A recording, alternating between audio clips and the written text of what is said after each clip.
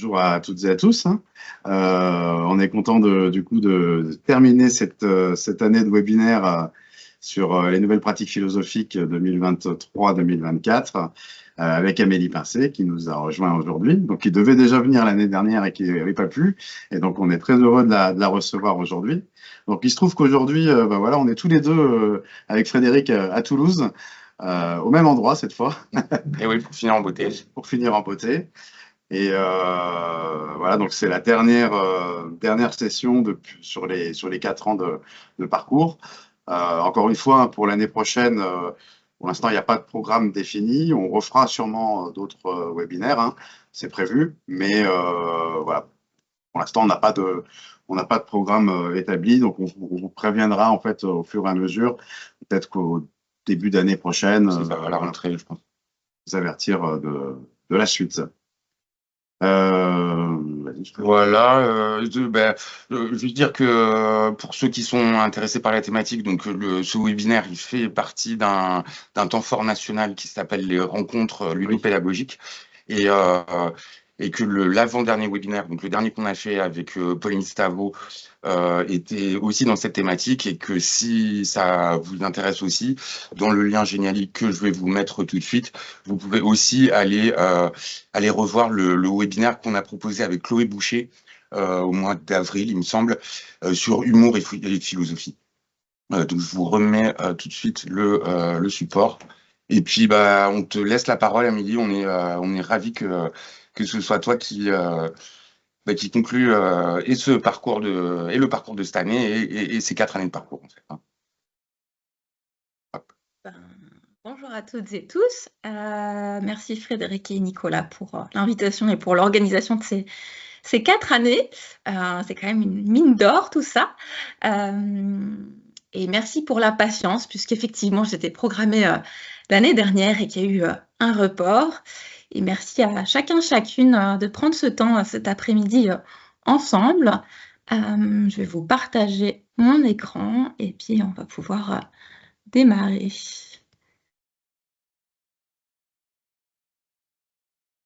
Du coup, au programme de ce webinaire, l'intention, c'est de vous faire découvrir ou peut-être redécouvrir différentes manières de philosopher en s'amusant, de se familiariser avec ce qu'on appelle les habiletés de pensée et de pouvoir développer votre créativité en vue de pouvoir diversifier votre pratique des ateliers philo, ou plutôt continuer à la diversifier vu tout ce qui a déjà été présenté avant moi. Et pour ça, je vais m'appuyer sur une présentation d'extrait de mon livre Philosopher en s'amusant et d'un témoignage de l'approche philo-clown. On est en visio. Moi, j'ai l'habitude d'animer des formations continues sur le thème Philosopher en s'amusant, normalement en présentiel, en petits groupes. Là, on est à distance avec un grand groupe, donc c'est différent pour moi. Mais il me tient quand même à cœur de pouvoir garder une partie expérientielle pendant ce webinaire. Et donc, il y aura plusieurs temps de mise en situation d'activité philoludique, où, comme le disaient Frédéric et Nicolas, vous pourrez prendre la parole, allumer vos caméras et participer de manière plus active. Et puis, on aura des temps d'échange réflexif à partir des différentes activités, puis normalement aussi à la fin du webinaire. Donc, voilà un peu pour le programme, et moi je vais avoir besoin pour que tout se passe au mieux de votre écoute attentive et de votre participation, puisque voilà, il y a des parties magistrales, mais il y a aussi des parties où je vous inviterai à être pleinement acteur des activités. Avant de plonger vraiment dans le contenu à proprement parler du webinaire, peut-être quelques mots sur mon parcours pour celles et ceux qui ne me connaissent pas, et puis pour aussi situer mon propos de là où je parle. Donc, je suis Amélie Pincé. Au départ, j'ai suivi une formation universitaire initiale assez classique en philosophie, avec un intérêt particulier autour des concepts de liberté politique et d'humanisme civique. Et puis est venu un moment où j'avais besoin de plus incarner ces concepts dont je parlais. Et c'est ça qui m'a amenée à découvrir le monde de l'éducation populaire à travers différentes expériences. D'abord, une expérience marquante de bénévolat en Italie auprès de jeunes migrants isolés, puis ensuite de volontariat en service civique pendant 1 an auprès de la Ligue de l'enseignement en Seine-Saint-Denis. Et puis, j'ai suivi en Italie un master spécialisé en éducation civique qui était dirigé par un philosophe politique qui s'appelle Maurizio Viroli. Et c'est vraiment ces expériences et ce travail de recherche dans ce master qui m'a vraiment donné envie de conjuguer ma passion pour la philosophie et ma passion pour l'éducation populaire. On était en 2012-2013, il n'y avait pas grand-chose en termes de formation en philo pour enfants, et même, je vais dire, je ne connaissais pas moi-même la philo pour enfants. C'est en tapant philo, éducation, enfants, dans un moteur de recherche que j'ai découvert qu'il existait une pratique qui s'appelait la philo pour enfants, donc il y a 11 ans. Et j'étais partie me former à l'approche de la communauté de recherche philosophique en 2013 en Belgique, puisque je ne trouvais pas grand-chose en France à l'époque. Et puis, suite à ça, j'ai commencé à travailler comme animatrice périscolaire, extrascolaire, pour différentes municipalités et associations en Île-de-France.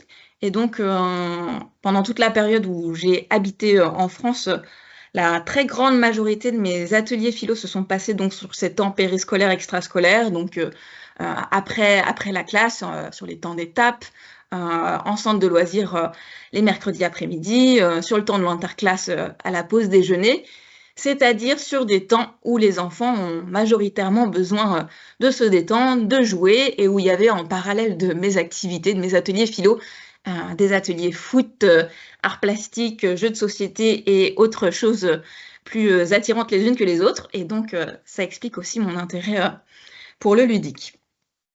Quant à l'approche de l'art clownesque, c'est quelque chose que j'ai découvert un peu par hasard au moment où j'ai passé mon stage pratique BAFA. Et ça a été une révélation qui m'a permis de déconstruire l'image du clown que j'avais. Et j'ai eu envie, juste après, vraiment de m'y former en tant qu'adulte, d'abord pour moi-même.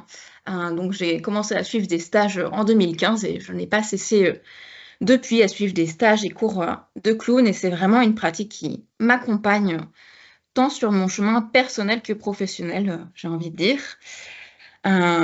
Puis professionnellement, à partir de 2017, j'ai rejoint l'aventure de l'association FEV, donc Savoir-être et vivre ensemble. Je suis formatrice en pratique d'ateliers philo pour cette association depuis donc sa création, et j'ai déménagé en 2019, donc je travaille toujours pour cette association à cheval donc entre la France et la Belgique, puisque j'habite à Bruxelles. Et à partir du moment où j'ai déménagé, donc en 2019, j'ai fait la rencontre d'une autre animatrice Save Belgium qui était par ailleurs clown, et c'est là qu'a démarré mon expérience de clown philosophe en rue, dont je vais vous parler un peu plus tard. Donc voilà un peu pour situer mon parcours. Et donc je vais vous parler un petit peu de philosophie en s'amusant, qui est venue donc dans mon parcours un tout petit peu plus tard, en 2022, donc année où j'ai publié ce livre dans la collection Les petits ateliers chez Debook. C'est une collection qui existait déjà, donc je publie ce livre-là. Donc il y a déjà 3 autres ouvrages sur d'autres thématiques, sur les sciences, l'environnement et l'égalité filles-garçons, à chaque fois en s'amusant, avec ce principe d'avoir un manuel composé de 40 activités à faire en classe ou ailleurs.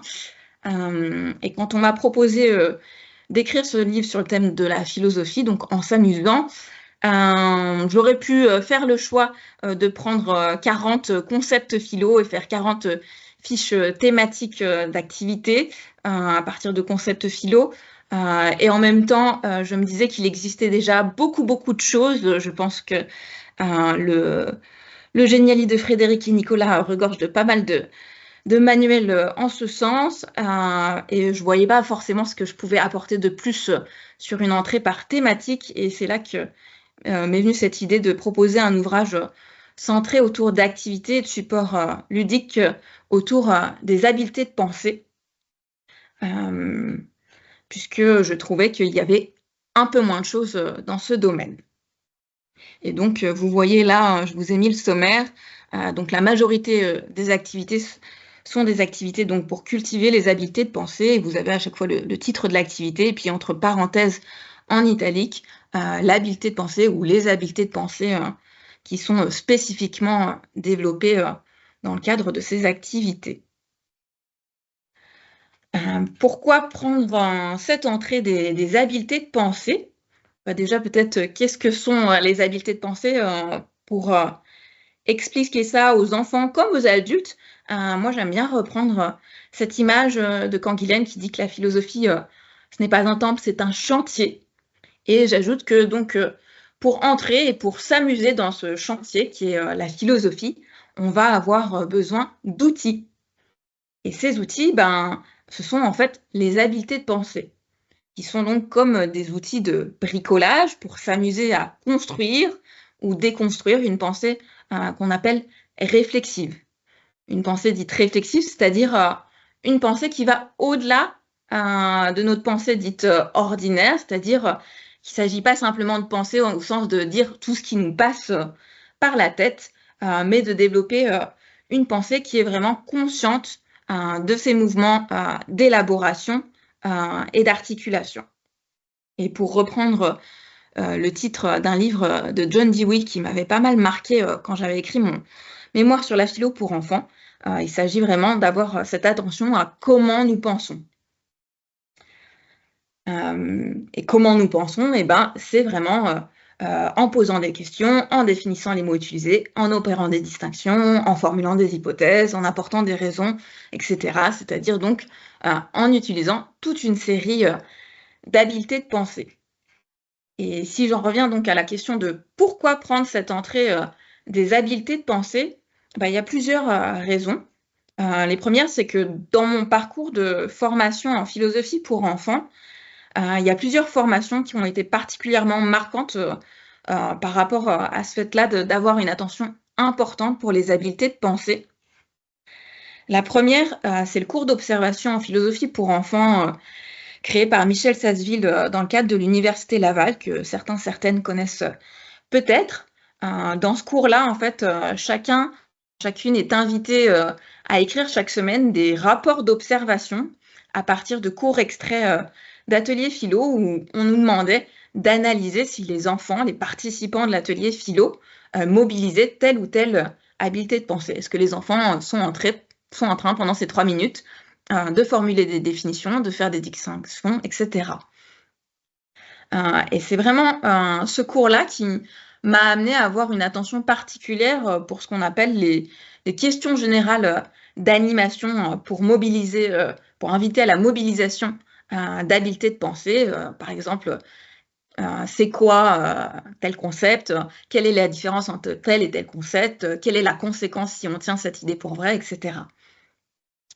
Et aussi d'avoir cette attention pour quand les enfants mobilisent une habileté de pensée, même si c'est même pas lié à une question que l'animateur a posée, de pouvoir nommer et permettre aux enfants de conscientiser leur capacité à mobiliser donc ces habiletés de pensée en cours de discussion philosophique. Je vous ai mis aussi le livre qui s'appelle Penser ensemble à l'école de Michel Sasseville et Mathieu Gagnon, qui est vraiment ce livre qui accompagnait ce cours d'observation de l'Université Laval, et qui est en dehors même du cours vraiment un livre de référence pour toute personne qui veut approfondir ce sujet des habiletés de pensée.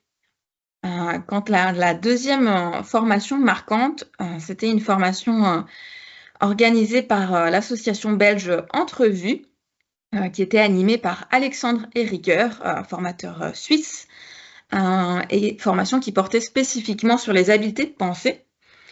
Et une chose qui m'avait marquée, c'était qu'il expliquait qu'il y a quand même un certain nombre d'élèves qui ont des difficultés en fait à répondre aux fameuses questions, quand on pose ces fameuses questions générales d'animation, les invitant à mobiliser telle et telle habileté de pensée, et que ces élèves avaient d'abord besoin de s'entraîner à les développer d'une manière décontextualisée à travers des situations d'apprentissage spécifiques. Il ne s'agit bien sûr pas de dire qu'il faut faire que ces situations d'apprentissage spécifiques. Elles sont des moyens pour ensuite que les discussions philosophiques soient encore plus riches et même pour permettre à chaque enfant, chaque participant de mobiliser plus aisément toutes ces habiletés de pensée dans les discussions philosophiques, mais plus largement dans toutes les étapes de la vie, j'ai envie de dire.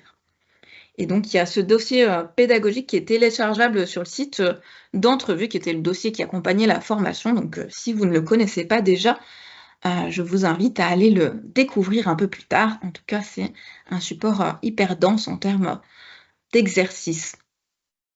Donc, il y a eu ces 2 étapes-là, je vais dire, marquantes dans mon parcours en tant qu'animatrice participante à des formations. Et puis, en parallèle, dans mon parcours en tant que formatrice, j'avais reçu des demandes de la part d'animateurs qui m'avaient exprimé le besoin d'être accompagnée pour approfondir ce sujet des habiletés de pensée. J'avais moi-même remarqué que lors de formations initiales à la pratique d'ateliers philo, lorsque j'abordais cette thématique des habiletés de pensée, ça faisait parfois peur, que les stagiaires ne se pensaient pas forcément à la hauteur, et je sentais vraiment un besoin de dédramatiser cet apprentissage. Et comme voilà, vous en a parlé avec brio Pauline Savot lors du dernier webinaire, voilà, l'introduction d'une dimension ludique à l'apprentissage de ces habiletés de pensée, c'est vraiment un moyen pour dédramatiser cet apprentissage, pour le rendre plaisant, pour donner goût à cela, que ce soit aux enfants comme aux adultes. Et je peux ajouter que voilà, en Belgique, le pôle philo et Filias Autobulle, vraiment, on produit un énorme travail pour ouvrir cette voie à l'approche philoludique dans le monde de la philo pour enfants, avec un certain nombre de jeux axés sur aussi le développement d'habiletés de pensée, pas que sur une approche thématique. Et voilà, leurs formations sont vraiment aussi des formations qui nourrissent pleinement ma réflexion comme ma pratique. Voilà, c'était un peu important pour moi de vous partager ces références sur le contenu de philosopher en s'amusant, parce que je pense que ce livre-là n'aurait sans doute pas vu le jour sans ces étapes sur mon chemin. Si on va plus dans le concret de philosopher en s'amusant, donc en fait on a 40 activités et chacune des activités est composée de 2 pages avec donc une page explicative qui va définir l'habileté et les enjeux à travailler cette habileté, par exemple ici sur les contre-exemples, et l'enjeu justement d'aller éviter des généralisations abusives, l'enjeu de pouvoir apprendre à développer une pensée qui est nuancée. Et puis à côté, donc une page qui déroule les étapes pas à pas de l'activité, avec cette précision peut-être que voilà, pour le livre, il fallait à un moment fixer les choses, mais que quand vous allez vous approprier ça, l'idée, c'est vraiment de vous sentir libre pour réarticuler les étapes comme vous avez envie, les adapter, les ajuster vraiment à qui vous êtes, à votre contexte, au groupe d'enfants, et puis à tout ce qui se présente de magique dans l'instant présent. Et puis, vous avez aussi, donc, pour la plupart des activités, donc, un QR code ou un lien pour télécharger du matériel. Par exemple, là, il y a des petites cartes à imprimer avec des affirmations à discuter. Donc, voilà un peu pour philosopher en s'amusant. Et maintenant, je vous propose de vous partager donc quelques mots sur l'approche des interventions philo-clown de Save Belgium, que donc j'ai développé en binôme avec ma partenaire de clown qui s'appelle Mélodie Mouffe, que j'ai rencontrée donc en 2019 quand je suis arrivée en Belgique. Et j'ai envie de dire que les interventions philo-clown qu'on fait ensemble, pour moi, c'est vraiment un terrain de jeu qui nourrit indirectement et directement ma pratique d'animatrice et formatrice philo tout court. Et donc, depuis 4 ans et demi, avec nos 2 clowns, donc, qui s'appellent Pipette pour Mélodie et Miss Butterfly pour moi-même, on a testé différents formats d'intervention philo-clown, dont le plus expérimenté jusqu'à présent, c'est celui des déambulations philo-clown dans l'espace public. On a démarré ça fin 2019, au départ avec une première déambulation qui n'était censée être que clown. En tout cas, on n'avait pas forcément prévu qu'elle soit philo-clown au moment où on a commencé à sortir. C'était au marché de Noël de Bruxelles. Et c'est là qu'on a senti ce potentiel à mêler déambulation clown et animation philo, au sens où il y avait beaucoup d'échanges avec des passants, avec des commerçants dans le marché de Noël, qui ont fait surgir rapidement des questions autour du thème des cadeaux. C'est quoi un bon cadeau? Est-ce que les cadeaux, c'est quelque chose qui s'achète? Est-ce qu'on peut acheter un sourire? Est-ce qu'il faut être sage pour recevoir des cadeaux? Et tout un tas de questions de cet ordre. Ce jour-là, voilà, on n'avait pas prévu de questions, mais ces questions, elles étaient improvisées à partir de nos échanges avec les passants. Et c'est suite à cette première déambulation qu'on s'est dit qu'on allait vraiment faire des déambulations philo-clown en s'inspirant d'un dispositif d'éducation populaire, celui du porteur de parole, en écrivant donc une question sur une grande affiche et donc en circulant en clown dans l'espace public. Donc quand je dis espace public, ça peut être aussi bien dans la rue, dans des parcs, dans des espaces commerciaux, voilà, enfin dehors. Et avec chaque fois donc une question. Donc vous envoyez quelques-unes à l'image. Qu'est-ce qu'être humain? Que faut-il pour être heureux? La vie est-elle un sens? C'est quoi la beauté? Etc. Et donc pendant en général 3-4 heures, on va déambuler dans la ville et on souhaite vraiment rendre visible l'identité philo à travers notre affiche.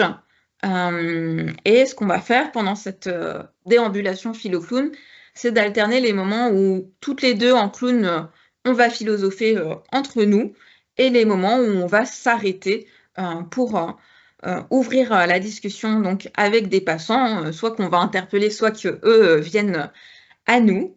Et l'intention donc principale de ces déambulations philo-clown, c'est vraiment de démocratiser, au sens de rendre accessible la philo, en semant des graines d'étonnement et de questionnement au cœur de la cité et en remuant, mais avec bienveillance, les idées des passants pour ainsi grandir ensemble en humanité et en discernement. Démocratiser la philo, comment? Par le clown et par le clown avec déjà nos apparences colorées, notre manière d'être. Nos clowns, elles sont vraiment loin des représentations habituelles du philosophe plutôt froid, austère. En revanche, elles sont, disons, proches de la figure de l'enfant philosophe qui va entrer joyeusement dans le monde de la spéculation des grandes questions fondamentales sur le sens de la vie et qui s'amuse donc de jouer avec les idées. Et on peut dire que nos clowns, comme les enfants, elles aiment bien prendre au sérieux les questions philo sans pour autant se prendre au sérieux. Et c'est vraiment comme ça qu'elles philosophent et qu'elles invitent à philosopher comme des enfants qui s'amusent et questionner ce qui peut surgir. Et donc, c'est vraiment ce décalage qui sert à déconstruire la représentation de la philosophie comme une discipline qui serait réservée à une élite, à distance du peuple ou à distance des enfants.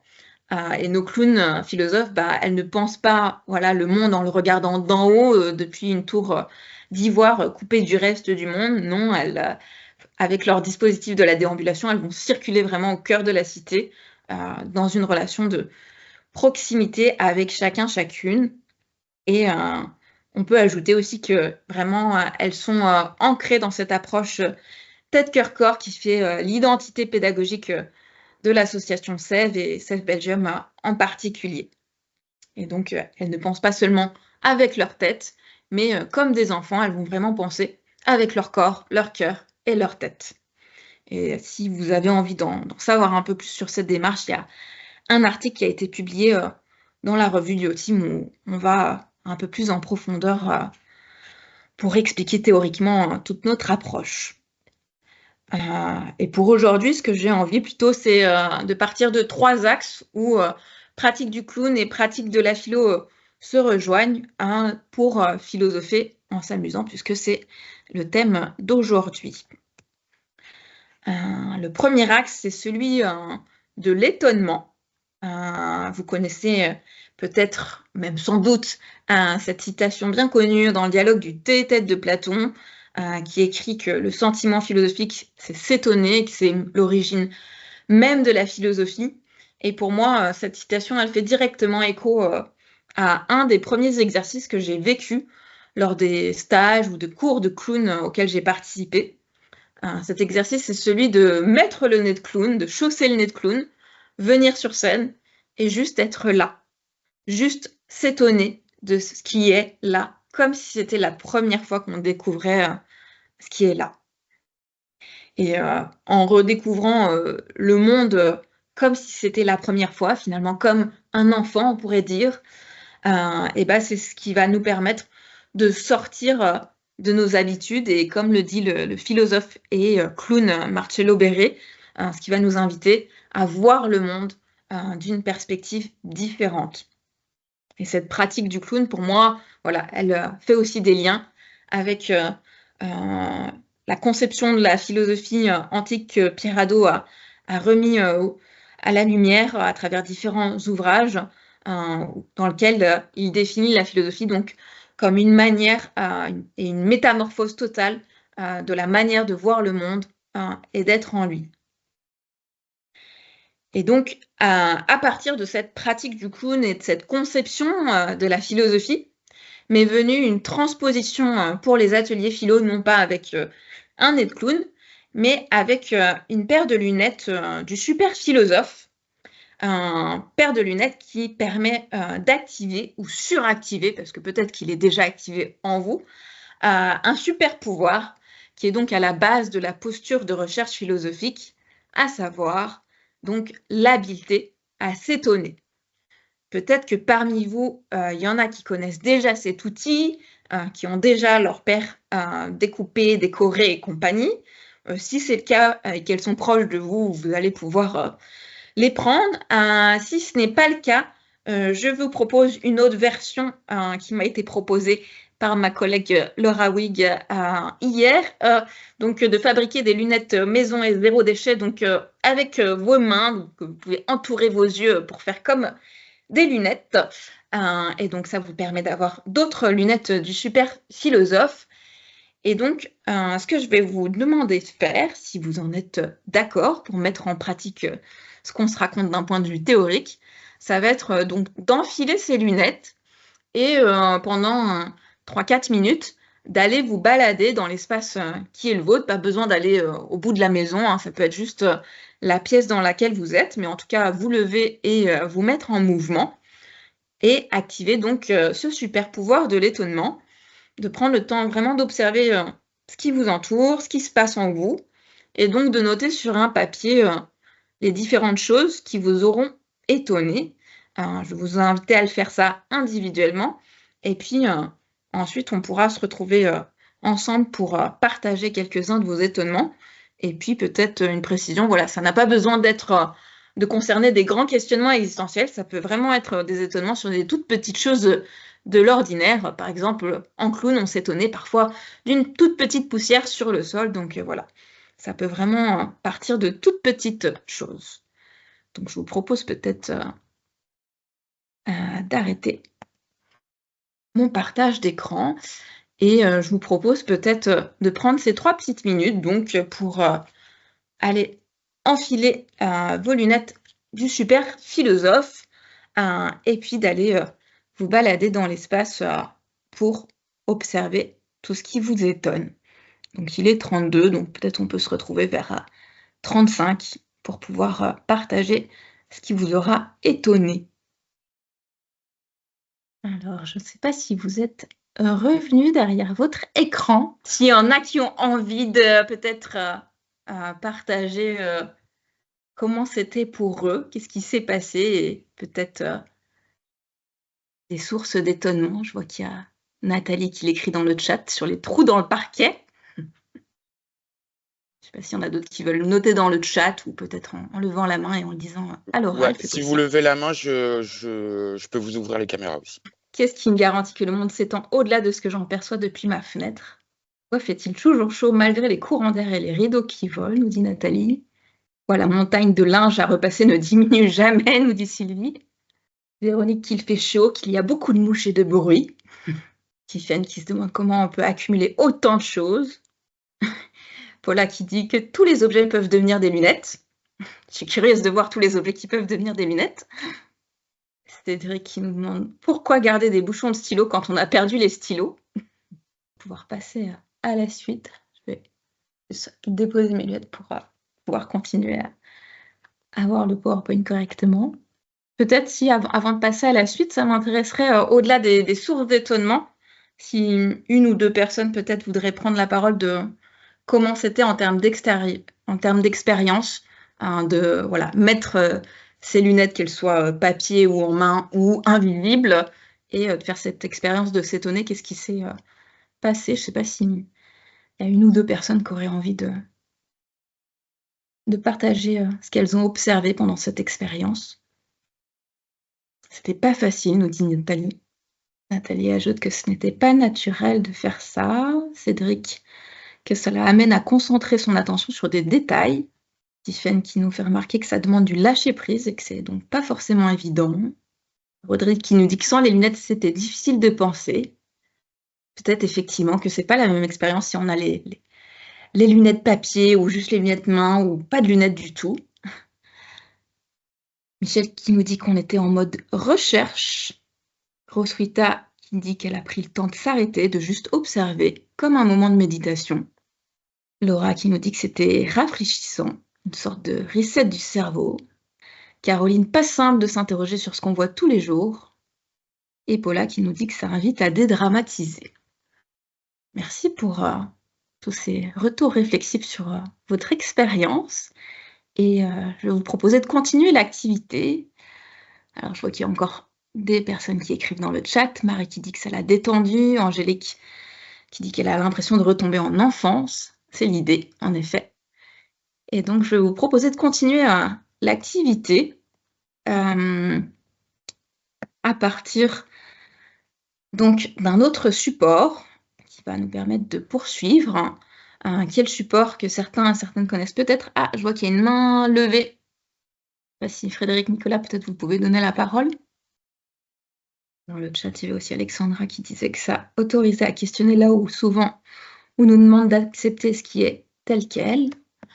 Et donc, je vous propose de passer à la suite, qui est à partir des choses qui vous ont étonné, les choses que vous avez soit notées dans le chat, soit que vous avez notées juste pour vous-même, d'essayer de prendre une chose qui vous a étonné en particulier et d'essayer de relier cette source d'étonnement à un ou plusieurs concepts philo.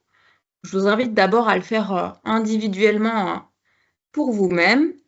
Donc là, on a les 4 montagnes de la philosophie, donc la montagne de la métaphysique, la montagne de l'éthique, la montagne de l'esthétique et la montagne de l'épistémologie.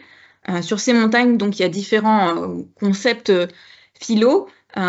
Évidemment, il y a certains concepts qu'on aurait pu mettre sur une montagne ou une autre. Par exemple, la vérité est sur la montagne de l'épistémologie, mais on aurait aussi pu la mettre sur la montagne de l'éthique. Je rêve d'un jour où j'aurai des montagnes avec des scratchs pour déplacer les mots et que ça soit un peu plus en mouvement que ça ne l'est là. Mais bon, pour aujourd'hui, c'est comme ça. Et donc, je vous invite à essayer de voir à quel mot, à quel concept philo, vos sources d'étonnement, même si vos sources d'étonnement n'étaient pas forcément philosophiques au départ, à quel de ces concepts ça pourrait se relier. Et puis, après, je proposerai peut-être à une personne qu'on parte d'une source d'étonnement en particulier, et puis qu'on essaye les autres de deviner à quel concept philo ça pouvait faire référence. Et puis on redonnera la parole à la personne qui a partagé sa source d'étonnement. Alors, peut-être qu'on peut prendre celui de Roswitha, qui dit donc son sac négligemment posé par terre, qui a pris la forme d'une grenouille étalée par terre. Et donc peut-être à partir de cette source d'étonnement, à votre avis, à quel concept philo Roswitha l'a relié? Vous pouvez noter vos réponses dans le chat et puis essayer d'argumenter pourquoi, si possible. Et puis on va peut-être prendre quelques réponses et puis après, Roswitha pourra nous dire, elle, à quel concept philo elle les avait reliés. Pas le chat si je partage. Donc, je ne sais pas si Frédéric, Nicolas, peut-être vous pouvez lire le chat pendant que je partage l'écran. Ouais, alors, donc c'est Monia qui nous dit la montagne de la métaphysique, car c'est relié à la nature. Nathalie, la métaphysique aussi, la rêverie, l'imagination, la nature. Caroline qui nous dit l'existence, donc la métaphysique aussi. Qu'est-ce qui est vrai, nous dit Anne-Laure. Là, on serait plutôt dans l'épistémologie. Est-ce que Roswitha veut bien nous Alors, dire à Rodrigue l'écrit nous ou à dit, l'oral? c'est de la métaphysique, un vrai mystère, un sac devenu grenouille. Ok. Peut-être on peut en prendre un deuxième si Ah. quelqu'un a envie de partager. Ah, mais ça continue parce qu'il y a Cédric qui nous dit Ah. montagne de l'épistémologie, lui aussi, mais pas pour, sur l'illusion, du point de vue de l'illusion plutôt que de la vérité. Et Paula qui nous dit une troisième montagne, celle de l'esthétique, utile, inutile. Donc on a eu 3 montagnes. Comme quoi, Et à partir de Rosita là. nous dit que c'était la métaphysique auquel elle pensait. Si vous voulez prendre la parole, Rosita, ou nous expliquer dans le chat. Oui, peut-être nous dire les concepts philo en particulier dans cette montagne que vous aviez identifiée. Ok, carrément. Ok, les deux. Voilà. Les Vous deux. m'entendez? On vous entend très bien. Ah, très bien. Donc, pour moi, c'était plus la montagne de la métaphysique parce que c'était un peu le rêve. Donc, ça s'est un peu transformé. Et par la suite, j'avais dit aussi que j'ai des lunettes progressives. Donc, en fonction de comment je regardais, ça commençait à être flouté, un peu comme dans un film. Donc, je suis partie un peu dans un autre monde. Donc, pour moi, c'était ça. Mais je trouve les autres réponses, c'est aussi valable. Oui, évidemment, il n'y a pas une bonne réponse. L'idée, c'est de voir justement toute la palette qui peut s'ouvrir. Est-ce qu'il y a des réponses qui t'ont surprise? Non, pas vraiment. Qu'est-ce qui est vrai? Je n'aurais pas pensé, par exemple, sur la vérité. Est-ce que c'est vrai, pas vrai? Mais quand je l'ai lu, je me suis dit, ah, c'est vrai, ça pourrait s'interroger. Donc, ça m'a mis des nouvelles idées auxquelles je n'aurais pas pensé. Ok. Merci beaucoup. Je ne sais pas s'il y a quelqu'un qui aurait envie de partager peut-être un deuxième exemple pour qu'on refasse l'activité à partir d'un autre support avant qu'on passe à la suite. Allez, je choisis celui de Véronique. Il fait chaud, beaucoup de mouches et de bruit. Et vous pouvez noter dans le chat là les. Alors Cédric, montagne de l'esthétique, les sensations. Ok. Paula, vivre ensemble l'éthique. Montagne de l'épistémologie pour Rosvita, l'expérience. Pour Rodrigue, la métaphysique aussi et le monde. Pour Angélique, l'épistémologie, la réalité et l'expérience. Pour Tiffaine, la métaphysique et la conscience. Pour Camille, l'épistémologie pour l'expérience et la réalité. Nathalie, l'épistémologie aussi, la science, la connaissance, l'expérience. Gaël, la métaphysique, la perception du temps qui ne passe pas de la même manière. Pour Laura, l'esthétique, les sensations, les émotions. Pour Linda, l'épistémologie et la réalité. Pour Sylvie, l'épistémologie et la logique, l'expérience. Donc là aussi, on a 3 montagnes. On en a plein. Est-ce que Véronique voudrait nous dire, elle, à quoi elle pensait? Ça va être bon, là. Oui, c'est bon, on vous entend. Ouais, excusez-moi. Donc, c'était l'idée du temps. Le temps, ok. Et dans ce qui a été dit, il y a des choses qui t'ont surprise ou est-ce que l'ensemble, tu aurais aussi pu les dire? Attends, si, oui, il y avait des choses qui m'avaient surprise. Le temps, la métaphysique. Donc. Oui, le temps, la métaphysique. Non, l'expérience, la réalité, ça me plaisait bien aussi. La conscience, peut-être un peu moins. Mais le monde, oui, non. On est quand même pas mal sur la métaphysique, quand même. Pas mal l'épistémo aussi. Hein. Ouais. Ça va peut-être la logique en disant il fait chaud, donc il y a des mouches. Bon, il y avait plusieurs choses dans la proposition. Ouais. Ok. Merci. Merci, Véronique. Voilà, je fais faire cette activité parce que c'est vraiment cette idée de, dans notre quotidien, pouvoir faire émerger des dimensions de questionnement philo à partir de toutes petites choses, même sur des choses où, voilà, au départ, on se dit c'est pas du tout philosophique, je vais dire à la fois pour nous-mêmes et puis aussi en tant qu'animateur philo pour choisir les thématiques philosophiques sur lesquelles faire nos ateliers avec les enfants, partir de ce qui les intéresse dans la vie et relier ça donc au concept philo. Donc voilà un peu le pourquoi de cette activité. Et puis je vais pouvoir passer donc à la suite. Donc aller sur le deuxième axe où pratique du clown et pratique de la philo se rejoignent selon moi, qui est la pratique du décentrement.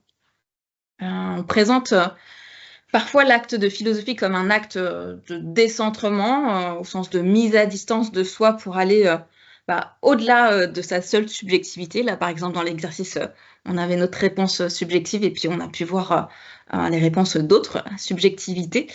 Et c'est ça qui fait cette richesse-là. Comme la clown Isabelle Schenkel le dit bien, le clown, c'est quelqu'un qui adore démultiplier les points de vue de référence, qui aime prendre le point de vue des objets qui l'entourent, qui regarde le monde avec leurs yeux. Le philosophe et clown Marcello Berret qui ajoute aussi que les clowns, ils aiment bien aborder les objets d'une manière qui challenge, remet en question leur fonction utilitaire du quotidien. Et voilà, cette manière particulière de se décentrer et d'approcher les objets en mettant à distance leur fonction utilitaire habituelle, c'est quelque chose qui peut permettre vraiment de faire émerger de nouvelles idées. Et en tout cas, voilà, lorsque Pipette et Miss Butterfly déambulent dans l'espace public, l'environnement joue vraiment un rôle de support de décentrement. Et elles s'amusent, voilà, comme on le voit sur l'image, à prendre les éléments de l'environnement qu'elles rencontrent comme des moyens de transport un peu imaginaires pour aller découvrir d'autres points de vue, donc en se demandant mais qu'est-ce que là, par exemple, cette plante penserait de notre question. Et on peut dire que voilà, elles ne sont pas comme des sages qui restent tout le temps perchés du haut de leur montagne conceptuelle, mais qu'elles sont plutôt comme ces enfants qui font des allers-retours sur la marelle entre terre et ciel, et là, elles s'amusent à faire des allers-retours donc entre le monde concret, le monde conceptuel et le monde imaginaire. Et donc, je vais vous proposer une deuxième courte mise en pratique qui va nous permettre donc de penser à partir de notre environnement. Je vous propose d'aller d'abord prendre un élément dans votre environnement proche, donc peut-être quelque chose qui est sur votre table ou vraiment pas trop loin de vous. Ça peut être un objet inanimé ou peut-être un élément de l'ordre du vivant comme un végétal ou quelque chose de ce genre-là. Donc je vous laisse peut-être une petite minute pour trouver quelque chose autour de vous et après je vous donnerai la suite de la consigne. J'espère que vous avez réussi à prendre un objet ou un élément à côté de vous. Et ce que je vais vous demander, donc, c'est si cet élément pensait et parlait, qu'est-ce qu'il pourrait dire du concept d'amusement? Je vous laisse prendre le temps de réfléchir et d'essayer, voilà, vraiment, comme le disaient les citations, de vous mettre à la place comme si vous étiez cet élément. Qu'est-ce qu'il pourrait dire du concept d'amusement? Et quand il y a des idées qui vous viennent, je vais arrêter le partage d'écran et vous pouvez, comme Angélique a déjà commencé à le faire, soit noter dans le chat, soit relever la main pour demander la parole et nous partager à l'oral. Et peut-être vous pouvez faire comme Angélique à chaque fois de noter l'objet que vous aviez pris avec l'idée. Donc Angélique avait pris les carrés de scotch à double face et donc il nous permet. Ces carrés de scotch diraient que l'amusement est limité. Sylvie qui avait pris une bougie parfumée et la bougie dirait que l'amusement c'est un affranchissement du réel. On a Gaëlle qui est une gourde d'eau réutilisable qui ne s'amuse pas beaucoup car aussitôt remplie, elle se sent vidée aussitôt. Oh. Cédric a un dé à 6 faces, que l'amusement dépend de son caprice. Roswitha une paille, que c'est drôle, qu'elle est... Oula, ça va trop vite. Qu'elle est un objet utilitaire, que les enfants utilisent donc souvent pour s'amuser, pour faire des bulles. Paula qui nous dit avec les ciseaux qu'on ne peut pas toujours s'amuser. Camille avec les Legos de ses enfants, qui est du coup un exemple d'amusement avec un jeu que les petits doigts aiment manipuler pour construire un nouveau monde. Rodrigue avec le sac à dos qui a une vie de rêve, on le remplit, on le porte tout le temps. Anne-Laure qui est un sablier, qui nous dit que la vie est courte et qu'il est donc grand temps de s'amuser. Laura qui est une balle de tennis, que les humains s'amusent avec et que ce n'est pas forcément amusant pour elle. Est-ce que c'est amusant? Si c'est à ses dépens. Véronique qui s'amuse à nous déstabiliser avec une balance avec différentes unités de mesure qui change tout le temps. Ou sinon, j'ai envie de vous demander, pour développer notre réflexivité par rapport à l'exercice, de vous demander, voilà, qu'est-ce que ce petit exercice de décentrement vous permet? Ah, il y a encore des réponses qui arrivent. Nathalie, un Tipex qui est là pour s'amuser à corriger les erreurs des humains. Caroline, son orchidée. Tout dépend des fleurs qui me composent. Je ne sais pas quelles seraient les fleurs de l'amusement qui composent l'amusement. Donc oui, peut-être à partir de vous, les réponses qui vont se conduire et puis les réponses que vous avez lues des autres personnes, voilà, de vous demander, voilà, qu'est-ce que cet exercice de petit décentrement vous permet? Je sais pas s'il y en a peut-être 2 ou 3 personnes qui auraient envie de prendre la parole pour partager quelques mots sur leur expérience. Ce serait bienvenu. N'hésitez pas à lever la main, je vous active les micros, les caméras. Alors, Rosvita. Oui, moi c'était la paille et ça a stimulé mon imagination. Je me suis raconté une histoire. Et donc ma créativité vraiment un peu dans la rêverie, etc. Donc très intéressant, merci. Merci Rosvita. Effectivement, ça stimule l'imagination. Chercher d'autres points de vue sur un concept, nous dit Paula. Angélique partage qu'elle n'aurait jamais imaginé se mettre dans la peau d'un objet. Abassi nous dit que ça a permis de prendre conscience qu'il y a des thèmes importants à ses yeux et qu'elle ne le savait pas. Rodrigue, que les objets ont une vie. Cédric, que ça permet de changer de perspective et de voir le monde autrement. Anne-Laure, se mettre à la place d'eux. Angélique, de l'empathie pour son scotch. Caroline, de prendre davantage conscience de l'existence de ce qui nous entoure. Laura, de se poser une question de manière inédite pour se rendre compte qu'elle a une dimension philo universelle. Et Véronique qui a trouvé cette projection drôle et que ça a apaisé l'esprit, ouvert l'esprit. Angélique qui rigole. Nathalie, de ne pas se prendre au sérieux. Et Sylvie qui interroge si les objets inanimés, avez-vous donc une âme? Donc il leur parle. Peut-être les objets peuvent-ils répondre à Sylvie, je ne sais pas. Nathalie, qui ça lui a rappelé une réflexion sur le même exercice, mais en utilisant des animaux à la place d'objets. En effet, on peut tout à fait le faire de cette manière-là. Comment pourrions-nous savoir comment un autre être peut comprendre les choses? Michel qui nous met une citation de Baudelaire, je crois, qui plane sur la vie et comprend sans effort le langage des fleurs et des choses muettes. On va pouvoir passer à la dernière. Oui, juste si ça vous intéresse, je vous remets le lien vers le Ginali, mais c'est un exercice qu'on avait à peu près déjà fait aussi l'année dernière avec Nathalie Fletcher. Ouais. Si ça intéresse des gens d'aller voir. Merci pour cette référence, Frédéric.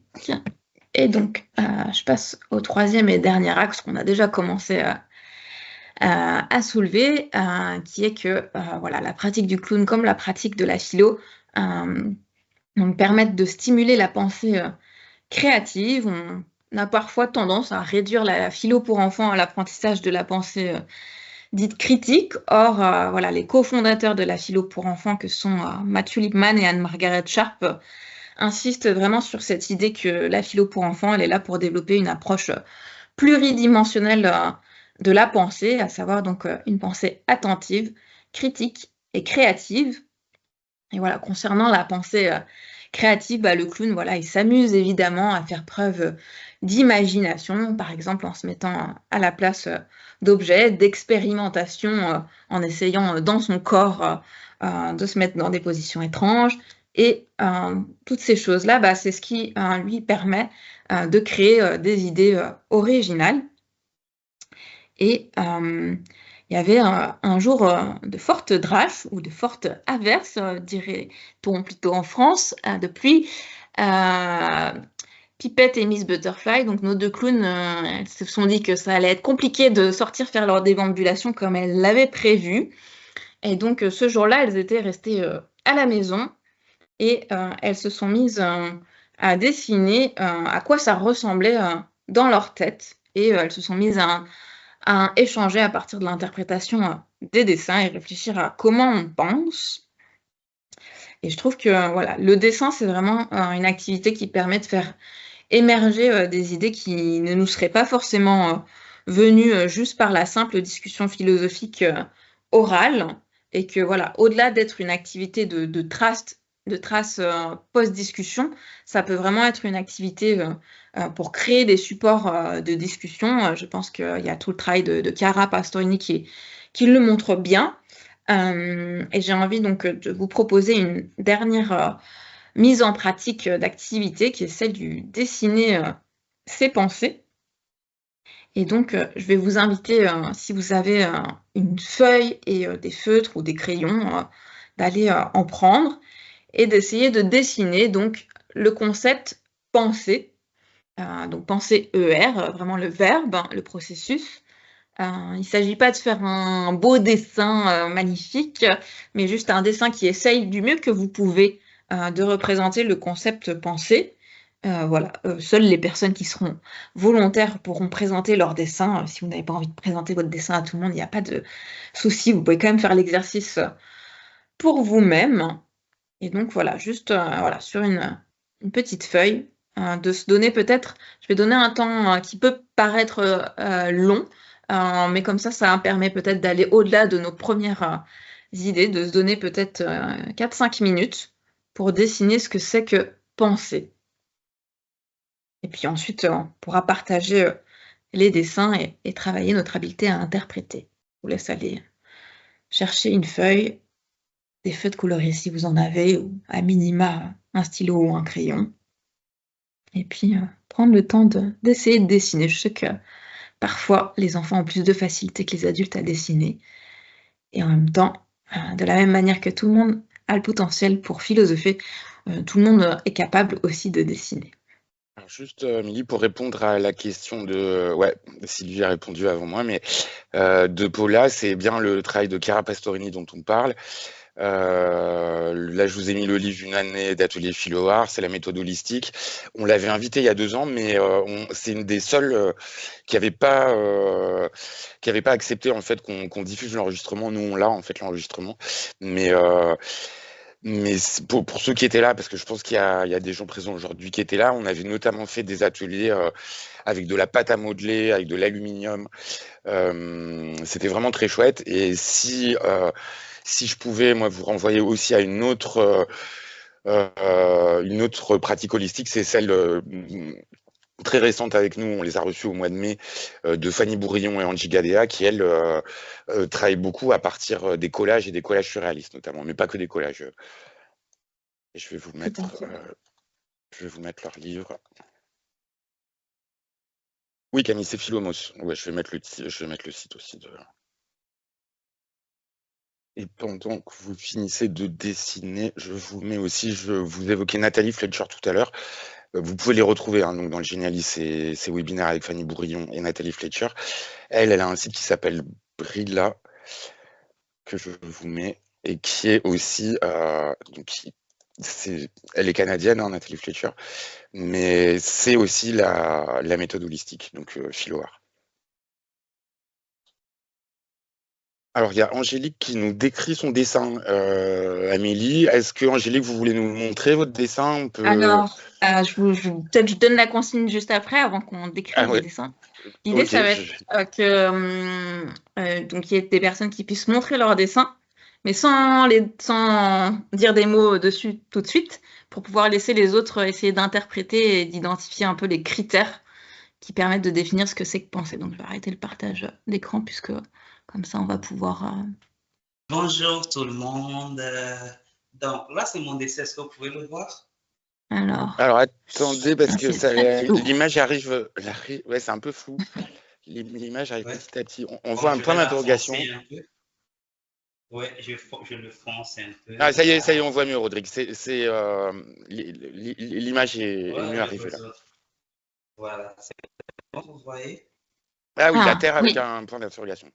Alors, Voilà. donc Frédéric a déjà Alors, commencé ça, à c'est- décrire. Ah oui, Attends, pardon. Rodrigue, Non, mais c'est- Oui, vas-y. Rodrigue, je te propose qu'on essaye d'écouter les autres et puis après tu pourras nous dire ce que toi tu voulais y mettre. D'accord. Du coup, les autres, à votre avis, donc Frédéric a nommé qu'il y avait donc une terre, un point d'interrogation. Donc, qu'est-ce que ces éléments pourraient traduire si on devait définir ce que c'est que penser? Vous pouvez noter dans le chat si vous voulez. D'accord. Donc, on revient après. Et après, on te redonne la parole. Non, mais vous pouvez rester avec nous, Rodrigue. Hein. Là, le temps. Oui, oui, que- tu peux. D'accord. Alors. Comprendre sa place dans le monde, nous dit Nathalie. S'ouvrir au monde, dit Camille. Chercher à comprendre le monde qui nous entoure. Qui suis-je dans le monde? Il y a encore d'autres idées. Quel est l'avenir de l'homme sur cette terre? Laura qui nous dit, pour le point d'interrogation, penser, c'est se questionner. Et la terre, est-ce que la pensée est universelle? Sylvie qui dit que c'est penser, ce serait donc interroger le monde et lui donner du sens. Caroline qui dit que ce serait se poser des questions que chacun pourrait se poser, où qu'il soit. Et Anne-Laure qui pose la question, y a-t-il d'autres vies dans l'univers? Je ne sais pas si Rodrigue aurait envie de reprendre la parole pour nous dire Oui. ce que toi, Non, tu avais je- imaginé à partir de ton Ouais, dessin. là, je suis d'accord avec toutes les opinions, mais je suis plus d'accord avec Nathalie qui disait comprendre sa place dans le monde. Oui, c'était Celle-ci un qui peu te parle. ça mon point de vue, et essayer de comprendre sa place dans le monde parce que je pense qu'on a tout un chacun quelque chose à offrir, on a tout un chacun quelque chose à apporter dans le monde, donc il faudrait savoir quelle est sa place et quelle est la raison pour laquelle nous sommes là. Ok, merci. Ok, encore d'autres choses qui sont arrivées là dans le chat. Qui a créé le monde? Et Abassi qui nous dit penser permet d'aller vers soi et d'aller vers les autres, vers le monde. Je ne sais pas s'il y aurait quelqu'un peut-être qui aurait envie de partager un autre dessin. Sylvie. Alors, je vous ouvre. Pendant ce temps, il y a Linda qui ajoute essayer de comprendre, de raisonner, de discerner soi-même et l'autre. Alors oui, je ne sais pas si Sylvie arrive à ouvrir sa caméra. Peut-être si d'autres personnes aussi veulent nous montrer le dessin, on peut. Cédric. J'ai ouvert ma caméra, mais est-ce que ça a marché? On t'entend Ça y en tout est. cas. On vous entend en tout cas. Ouais. Super. Alors, voilà. Ah, mais je suis en miroir, par contre. Oh, ça change pas grand-chose. Ok. Non, il y a un tout petit temps de latence, je pense, mais ça, on va le voir. Ça va, on peut le voir. Alors, Sylvie. j'invite donc à noter dans le chat à partir du dessin de Cédric, voilà, les critères que vous voyez à partir des différents éléments de son dessin qui permettraient de donner donc une définition à ce que c'est que penser. Désolée Sylvie que tu n'arrives pas à ouvrir ta caméra. Il y a Paula aussi, je vais ouvrir. Peut-être avant de donner les critères, vous avez le droit aussi de décrire juste ce que vous voyez. Parfois, c'est aidant de passer par cette étape. Paula qui parle du partager sa pensée. Laura qui voit deux personnes et qui soulève la question de est-ce qu'il est possible de penser seul. Anne-Laure qui, du coup, peut-être répond d'une certaine manière à la question de Laura qu'une pensée se crée dans l'échange. Quoique ça peut être un échange avec soi-même. Caroline qui dit justement que c'est questionner son alter ego. Angélique qui dit que penser, c'est communiquer avec soi et avec l'autre. Rodrigue qui parle aussi du partage de sa pensée. Et Véronique, oui, qui répond d'une autre manière, donc penser entre soi et soi. Super, merci pour ces réponses. Cédric, est-ce que tu as envie de prendre la parole et nous dire comment c'était? Oui, j'étais très curieux de voir quelles questions ça pouvait susciter, vu que j'ai fait ça de façon assez irréfléchie. Et l'idée, effectivement, elle rejoint un petit peu ce qui s'est dit. C'était l'idée d'interroger le rapport entre la pensée, le dialogue et la communication avec autrui. Ouais, tout à fait. Donc, je trouve les questions intéressantes. Merci. Ok, merci Cédric d'avoir joué le jeu. Merci à Caroline, vous, quel- Paul. Alors, c'est Paula. Je Ouais. crois que c'est Paula qui levait la main. Si Oui, vous voulez voilà. ouvrir votre caméra, Paula. Et Caroline qui avait rajouté questionner ses certitudes. Alors, est-ce que tu peux l'approcher un petit peu? Parce qu'il y a des moments où c'est flou. J'ai l'impression qu'en plus, il y a plein de détails. Ouais, alors là, on voit bien. Ouais. Et puis, si vous pouvez le reculer un peu maintenant, du coup, Paula. Ouais, pour comme qu'on le ça, voit en entier. Ouais, pour qu'on le voit en entier. C'est super. Alors, je vous laisse les autres observer ce que vous voyez.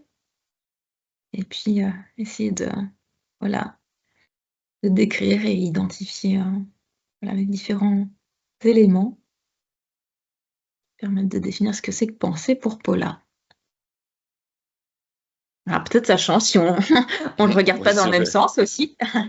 Ça aussi, c'est une manière de changer son point de vue.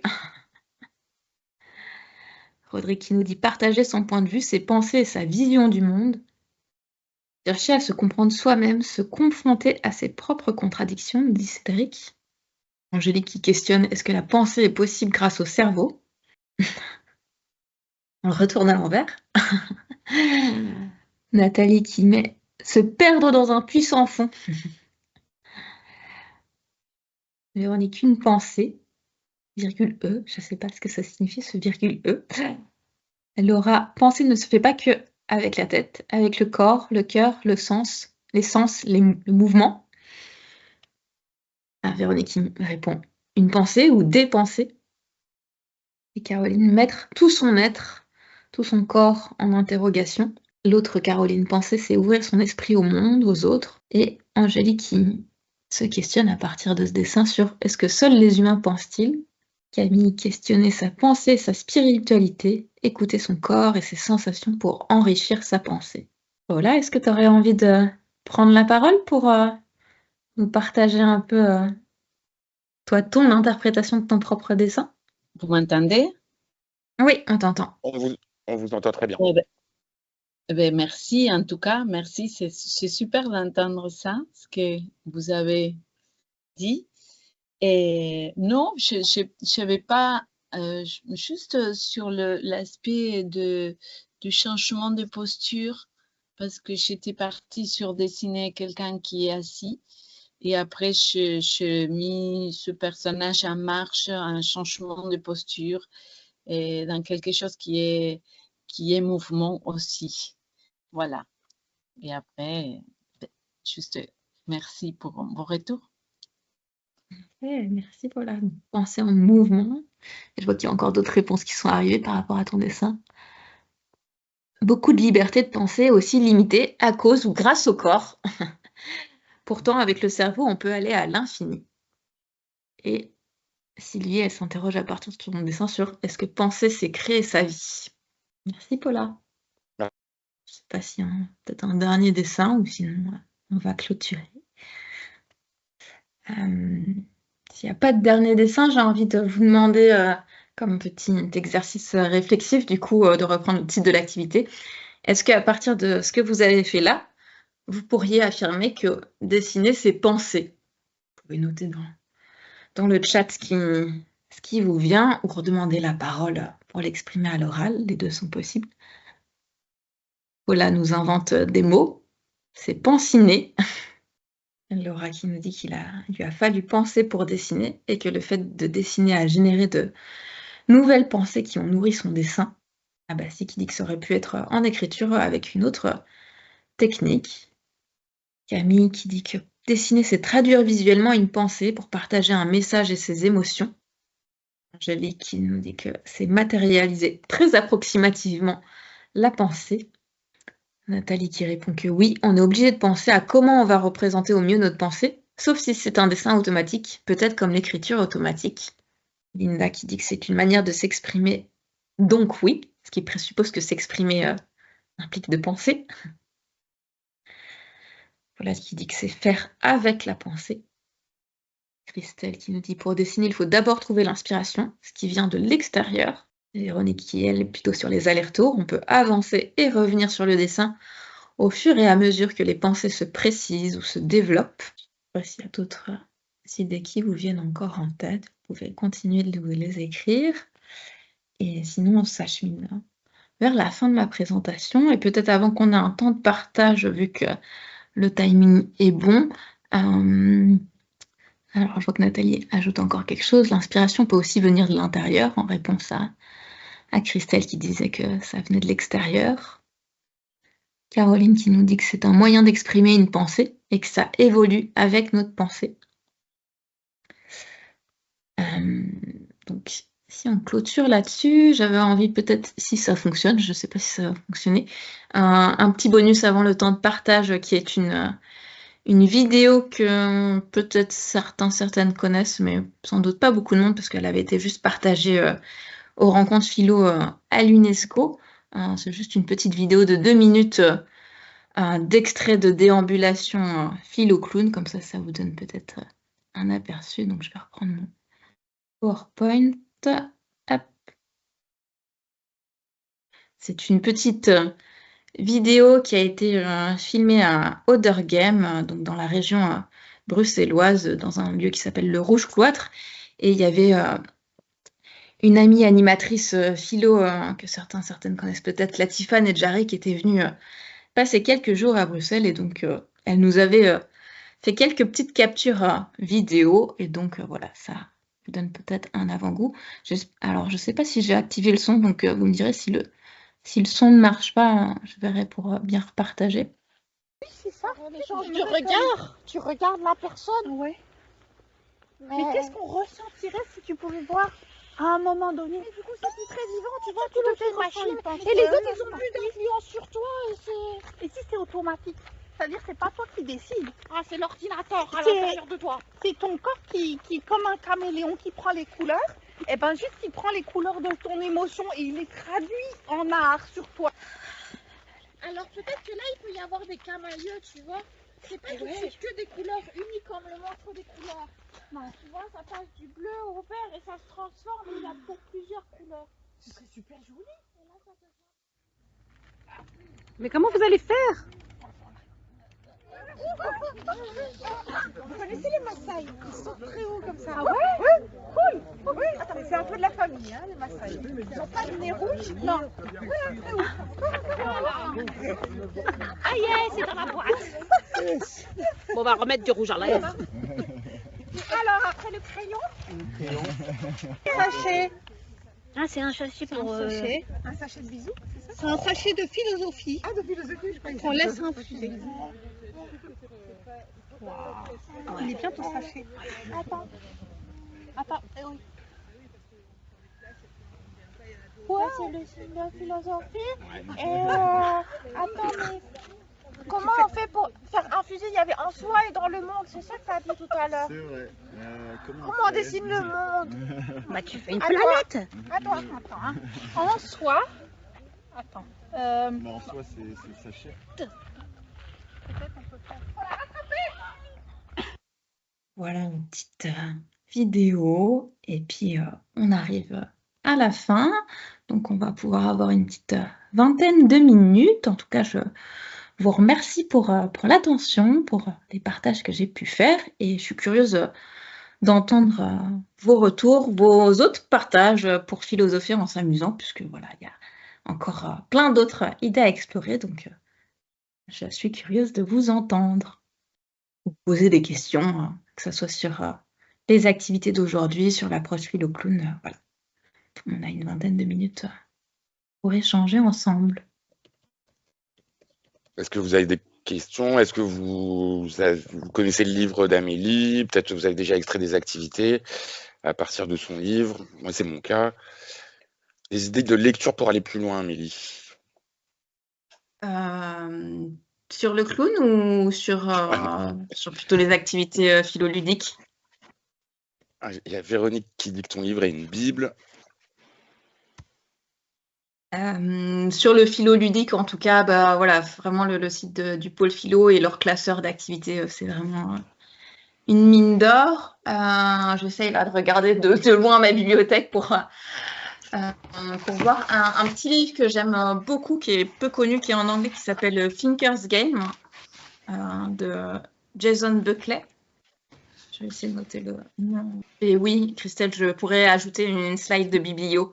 Et Ça, oui, c'est le sur livre le d'Amélie. clown, il y a pas mal de choses peut-être dans quelque chose qui n'est pas tout à fait ce qu'on fait, mais qui se rapproche quand même. Il y a tout ce qui est autour du clown analyste social.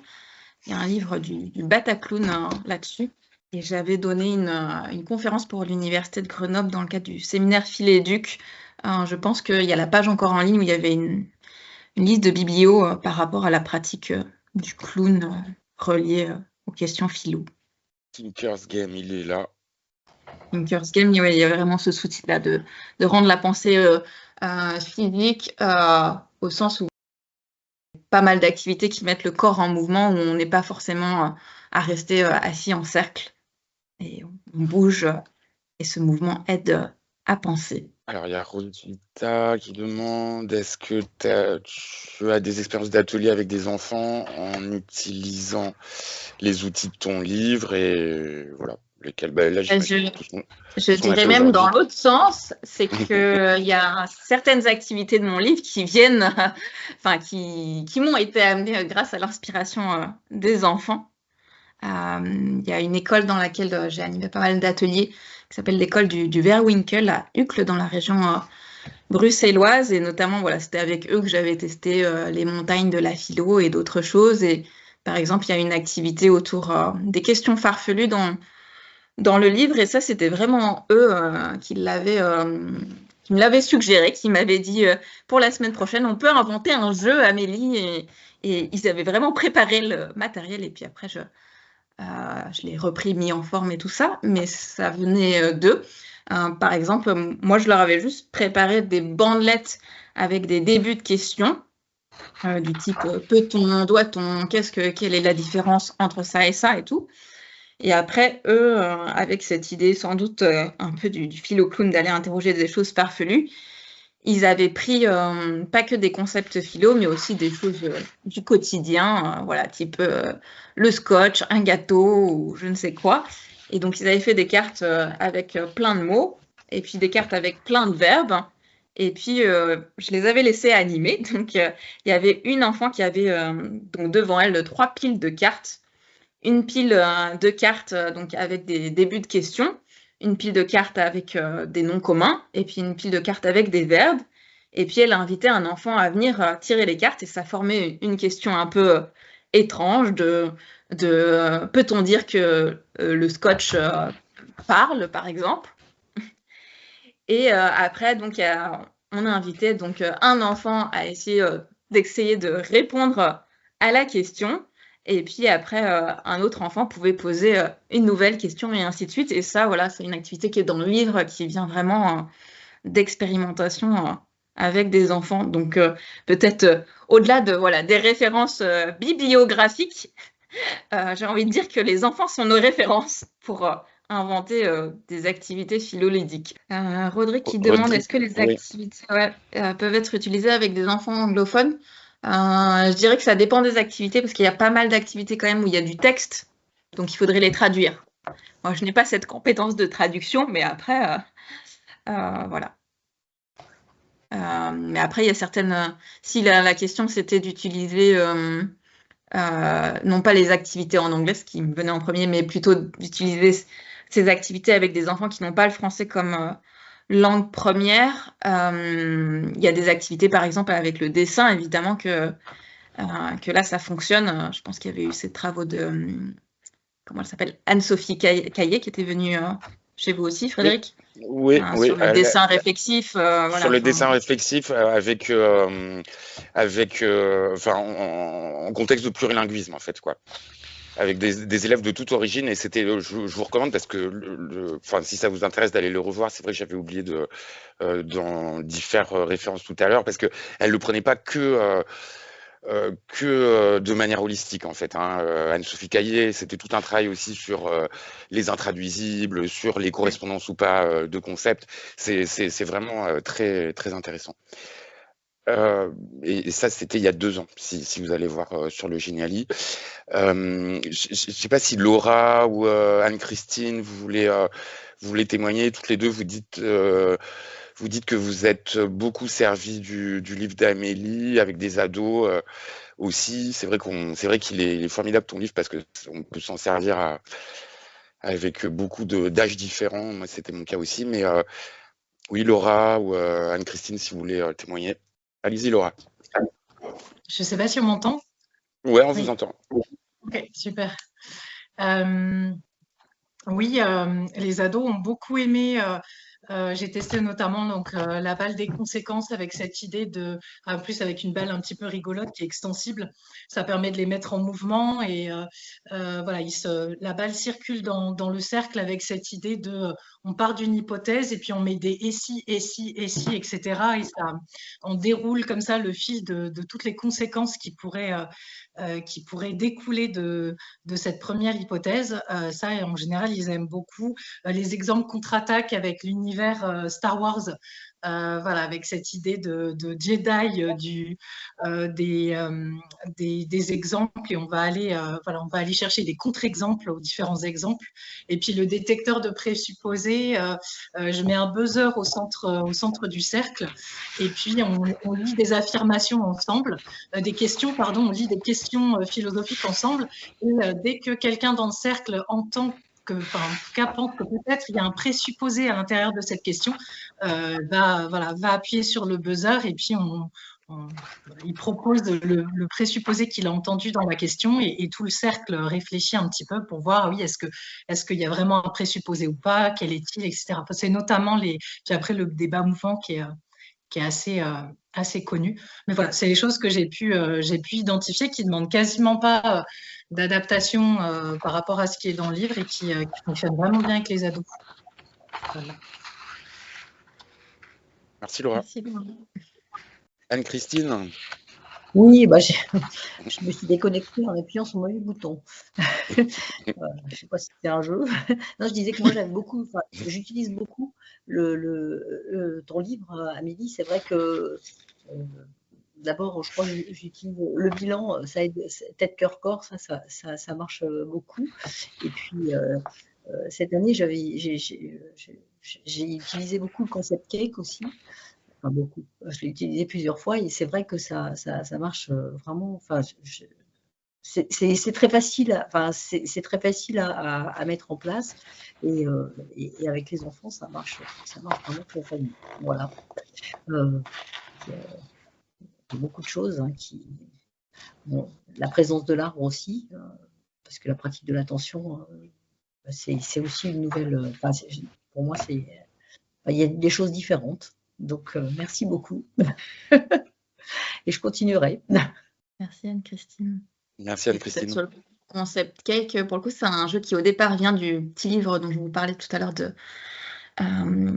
Jason Buckley, puis que j'ai réadapté à ma sauce avec d'autres trucs du clown, où il y a cette idée que voilà, un concept philo, c'est comme un gâteau et qui a besoin de plusieurs ingrédients pour le définir, puisqu'un concept philo en général, c'est complexe. Et donc, par petits groupes, les participants vont être amenés à chercher les ingrédients qui permettent de définir ce concept. Et puis après, on se retrouve tous en grand cercle, et puis on va venir partager dans le chaudron un peu, dans le saladier, les ingrédients. Et puis, il y a cette idée que, voilà, si ils entendent un même ingrédient prononcé par quelqu'un d'autre, alors ils sont très très étonnés et ils disent « oh », ce qui rajoute de l'amusement au jeu. Et puis une fois qu'on a tous les ingrédients, on peut observer ce qu'il y a et se demander est-ce qu'il y a des ingrédients qui sont plus ou moins essentiels que d'autres, ou essayer de faire des analogies. Cet ingrédient-là, est-ce qu'il représenterait peut-être le liant du gâteau, ou est-ce que cet ingrédient-là, c'est vraiment juste la cerise sur le gâteau, mais c'est peut-être pas forcément toujours nécessaire, même si ça apporte un plus. Et voilà, à partir de là, on peut continuer la discussion. Ou vraiment faire un exercice peut-être un peu plus classique après, à partir des ingrédients, et décrire la définition. ou si on veut le faire de manière plus ludique, d'écrire la recette du concept en mettant les grammes et tout ça. Voilà, ça peut être rigolo. Ça marche en tout cas vraiment bien avec les enfants de partir de ça, et je trouve que le fait qu'ils écrivent les mots après pendant la discussion, ils ont quelque chose à manipuler pour reparler des concepts, et parfois ça libère la parole et la pensée. Voilà. Oui, moi j'avais utilisé, mais finalement le concept cake, ça fait un petit peu penser à ça. C'était l'unanimophilo aussi, qui était vraiment intéressant. Et ce que je voulais dire, c'est que ça marche avec vraiment tous les âges. Enfin, j'ai pas essayé à la maternelle parce que justement l'écriture est plus difficile, mais même les petits en section CP, ça avait bien marché. Enfin, moi, j'ai une école que je suis depuis 4 ans maintenant, donc ils sont bien briefés, ils ont l'habitude. Ouais, l'unanimophilo, ça vient d'un jeu de société au départ, et puis oui. C'est Johanna Oken qui l'a remis en lumière dans un de ses livres en version philo, dans 1, 2, 3, Philosophons les enfants. Il y a aussi une belle mine en termes d'activités philoludiques. Il y a à la fois les parties théoriques et puis à chaque fois des activités pratiques qui permettent de mettre concrètement ça en place avec les enfants. C'est vrai que ça fait beaucoup travailler le vocabulaire aussi, et ils s'aperçoivent en fait que le rôle des mots, et ça les a vraiment beaucoup. Ça a vraiment bien marché vraiment, cette année. Je continuerai. Ce qui est chouette avec l'unanimo, donc l'idée c'est qu'on a un mot et puis chacun doit trouver un certain nombre de mots en se donnant comme consigne qu'on essaye de trouver chacun tous les mêmes pour travailler donc cette universalité de la pensée. Et voilà, on peut aussi, si on se sent pas de le faire directement avec les concepts philo, on peut vraiment le faire avec les cartes du jeu de société qui ne sont pas des concepts philo, ce qui permet de s'entraîner et de dramatiser les choses avant ensuite de le faire vraiment avec les concepts philo. Sylvie, je vois que tu as noté quelque chose dans le chat. Est-ce que tu veux nous expliquer comment tu as transformé le jeu des cerceaux en jeu des cordes? L'idée, c'était avec des CP d'essayer de déterminer les points communs ou les différences entre les humains et les animaux. Et je m'étais dit, les cerceaux, c'est sympa, sauf que c'est rigide. Et puis, je voulais pas leur imposer de zone particulière de représentation a priori. Je voulais les laisser vraiment chercher comment on pouvait représenter, en fait, la frontière éventuelle entre les concepts. Et donc, je me suis dit, si je prenais des cordes de couleur à la place des cerceaux, et puis leur donner en main les cordes et à eux de trouver la configuration. Et j'ai trouvé cette recherche palpitante, et les enfants ont vraiment pris beaucoup de plaisir. Et pourtant, c'était des petits CP, hein, vraiment tout petits, débutants en philo. Et donc, on a pris un bon moment, et finalement, ils se sont aperçus que finalement, l'humain englobait, ou plutôt l'animal englobait l'humain, et ils ont eux-mêmes trouvé d'autres possibilités. Merci Voilà. Sylvie pour ce partage. De rien. Inspirant. Merci Sylvie. Alors, moi, je vous mets dans le chat. Alors le deuxième lien, c'est le jeu qu'évoquait Pauline au dernier webinaire, hein, le passager. C'est pour les plus grands, hein. C'est pas pour les primaires, mais c'est vraiment un super jeu. Là, nous, on l'a encore expérimenté avec Nicolas, et je vous remets en premier lien les ateliers ludosophiques, en fait, qu'on avait invités. Alors là, je crois que c'est la première année du parcours, et qu'on voulait réinviter cette année. Ils n'étaient pas dispo, mais je vous encourage à aller voir leur site. Eux, ils font beaucoup collège-lycée, mais ils ont donc philomotive, et aussi à partir des dilemmes moraux comme pour Pauline et le passager, mais ils ont aussi pour le primaire une activité qui s'appelle le compte à jouer, et qui est vraiment super chouette. Allez voir sur la page. Ils réactualisent, ils sont en permanence inventés. Ils sont beaucoup sur les simulations aussi philo politique pour les plus grands, pour les lycéens et à la fac. Ils sont à Sète et Montpellier d'ailleurs.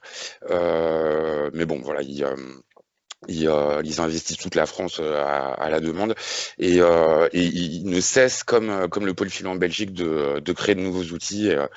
Et vraiment, je vous encourage à aller voir ces outils et les éprouver, parce que c'est gratuit en fait.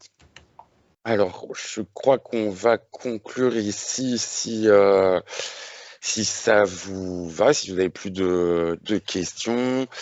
Merci infiniment Amélie, c'était un super moment, c'était vraiment très chouette et voilà, je pense que tout le monde a trouvé comme Cédric que c'était vraiment intéressant et stimulant, et puis très original, ça on n'en doutait pas, et c'est vrai qu'on aurait eu presque envie de creuser encore plus la partie sur Philo Clown, hein, parce que ça pour le coup t'es vraiment un peu la seule à l'avoir développé au cours de ces 4 ans, en plus de la méthode holistique. Merci vraiment beaucoup. Et puis je vais associer Nicolas qui est parti. En fait, il était juste là en début, mais en fait nous on est donc à Canopée sur un temps fort national depuis un mois, les rencontres ludopédagogiques, et à Toulouse là on fait un énorme salon des ressources ludopédagogiques, et il est en train d'animer un créaton, un hackathon en fait de conception de jeux. Donc et je l'associe à nous pour te remercier Amélie pour aujourd'hui, pour remercier tous les intervenants qui sont intervenus avec nous pendant ces 4 ans, pour vous remercier vous. Je pense à Anne-Christine, je pense à Evelyne qui est pas là aujourd'hui mais qui était là à presque tous les webinaires, et puis à tous ceux qui, même s'ils n'étaient pas là en présence, voilà, on pu trouver ce Geniali utile. Le Geniali il restera en activité. On vous signalera, comme on vous disait avec Nicolas, à la rentrée. En fait, on fera plus des webinaires comme ça toutes les 2 semaines, parce qu'on peut pas, en fait, puisqu'on peut plus faire de formation des enseignants sur temps scolaire. Donc on est obligé de les mettre le mercredi après-midi et sur les temps de vacances scolaires, et sauf si le ministère revient là-dessus d'ici la rentrée, mais en tout cas on essaiera de proposer au moins un webinaire par trimestre, et puis de travailler à des podcasts. Il y a Extra Class notamment que produit Canopée, et à des capsules vidéo. Et là on pense notamment, pareil, on les avait invités la première année à Céline Noël-Nessian, qui fait le Canard des enfants philosophes dans les Alpes, en Haute-Savoie, et qui là en fait depuis peu travaille notamment à former des enfants animateurs, et on est en train de récupérer toutes les elle a filmé en fait tout ça, elle a enregistré tout ça, et sur le temps long on va essayer aussi de créer des capsules ou audio, mais on aimerait bien vidéo plutôt, de tout son travail sur les enfants animateurs, qui fait penser aussi au concept d'enfant conférencier. Voilà, on s'arrêtera pas en tout cas avec Nicolas, mais on le fera sous une autre forme, et on vous remercie vraiment toutes et tous pour ces 4 années passées ensemble. Voilà, si vous avez plus de questions, on vous souhaite des très bonnes vacances, en tout cas un bel été, et on vous dit à très vite.